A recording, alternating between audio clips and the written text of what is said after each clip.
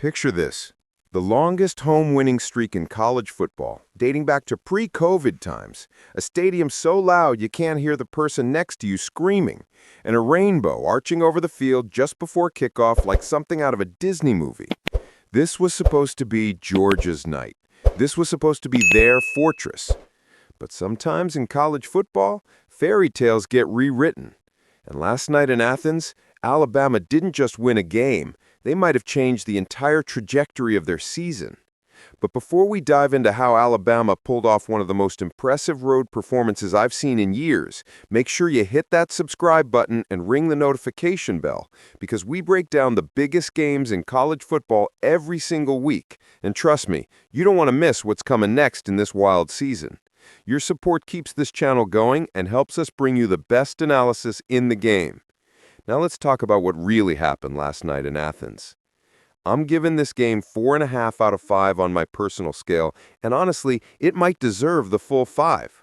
Walking off that field last night, everyone, players, coaches, stadium workers, everyone was asking the same question. Who has it better than us on a college football Saturday night? And you know what? Nobody does. If you've never experienced a Saturday night SEC showdown at Sanford Stadium, put it on your bucket list right now.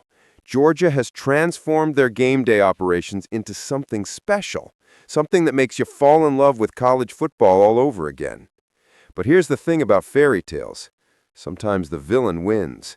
And last night, Alabama played that role to perfection. They snapped Georgia's home winning streak that stretched all the way back to when William Muschamp, of all people, brought a team into Athens and pulled off the upset. And the way they did it, that's what we need to talk about. I've been around this Alabama team quite a bit this season, and something was fundamentally different last night. You know how you can just feel when energy shifts in a room? That was Alabama, from the moment they stepped off the bus.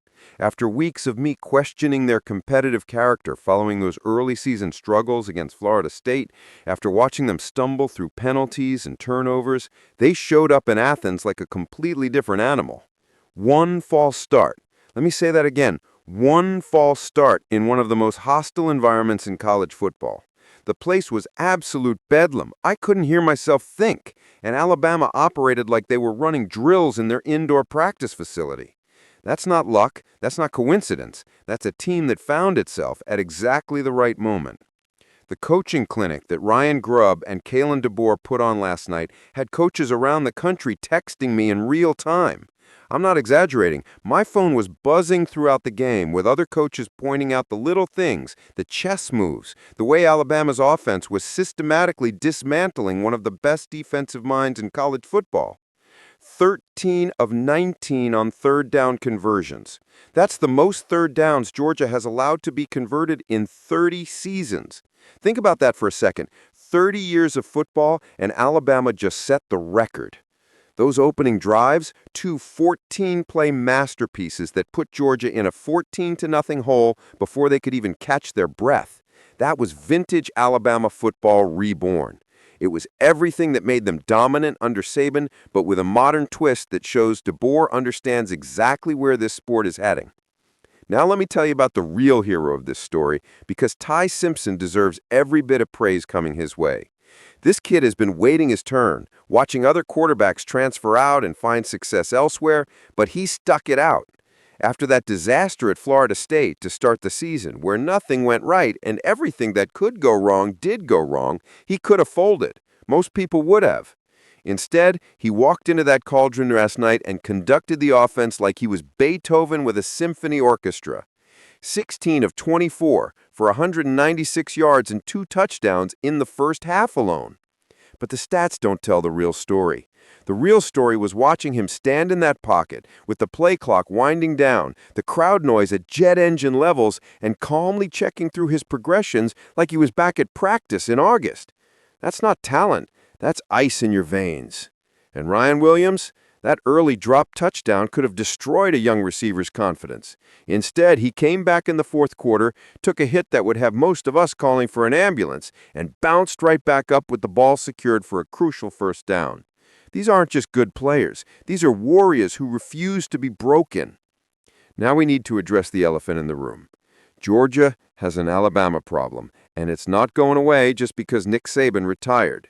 This was supposed to be the new era, the post-Saban world, where Georgia could finally exhale and dominate. Instead, they brought in a coach who seems to have their number schematically, and it's becoming a nightmare that just won't end. Kirby Wright has built an absolute monster of a program at Georgia. 2 national championships, consistent top 3 recruiting classes, a culture that breeds success.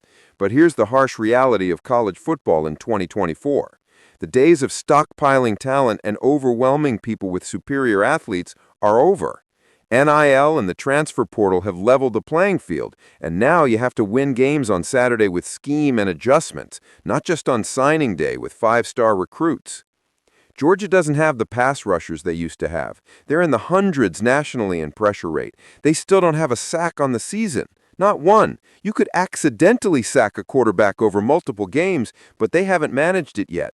Without that ability to affect the quarterback, without those game-wrecking defensive difference makers they've had in the past, they're vulnerable in ways they haven't been in years. But here's what excites me about what comes next. Both these teams have now tasted adversity. Alabama used their opening week loss to completely rewire their program, to find their identity, to discover what they're really made of. Now Georgia gets that same opportunity. The best programs, the championship programs, they don't let losses define them. They let losses refine them. Georgia wasn't going undefeated this season. Nobody is anymore. That's not how college football works in this era. So the question isn't whether you'll lose, it's what you'll do with that loss. How will you respond? How will you adapt? How will you evolve? And that's what makes the sport so beautiful. The constant chess match, the adjustments, the resilience required to stay on top. What we witnessed last night wasn't just a game. It was potentially a turning point for both programs. Alabama proved they're not going anywhere, that the reports of their demise were greatly exaggerated. Georgia learned that in this new world of college football, you can't just out-talent people anymore. You have to outthink them, outwork them, out-prepare them. The SEC just got a whole lot more interesting, and if you think this was good, wait until you see what happens when these teams have to adjust to what happened last night. The arms race continues, the chess match evolves, and we get to watch it all unfold every Saturday. This is why we love college football. Not just for the wins and losses, but for the stories, the drama, the way 18 to 22-year-old kids can inspire us with their resilience and determination. Last night in Athens wasn't just about Alabama beating Georgia. It was about watching young men rise to the moment when everything was on the line. And if you're sitting there thinking you've missed out on something special, you're right. But here's the good news. The season is far from over, and there are more chapters to be written in this story. Make sure you're subscribed to follow along as we break down every twist and turn in what's shaping up to be one of the most unpredictable seasons in recent memory. Hit that like button if you enjoyed this breakdown, drop a comment with your thoughts on the game, and I'll see you next week when we dive into another instant classic. Because in college football, there's always another story to be told.